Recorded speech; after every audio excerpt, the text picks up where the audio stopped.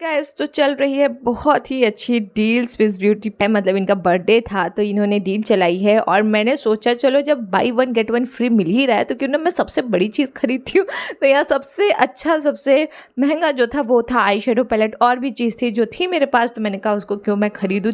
इस eye shadow palette में contour और ब्लश भी है, तो ये दोनों नहीं था तो मैंने बड़ा वाला ख़रीदा और ये जो छोटा वाला था ये फ्री मिला। दोनों ही जो प्राइस है वो महंगे हैं, आपको ओरिजिनल प्राइस में ही मिलेगा। अगर आप जो ख़रीद रहे हैं आई शेडो पैलेट, कोई भी प्रोडक्ट ख़रीदते हैं उसका ओरिजिनल पे करना पड़ेगा और जो सेकंड रहेगा वो आपको फ्री रहेगा और जो कम प्राइस वाला होगा गाइस वही आपको फ्री मिलेगा।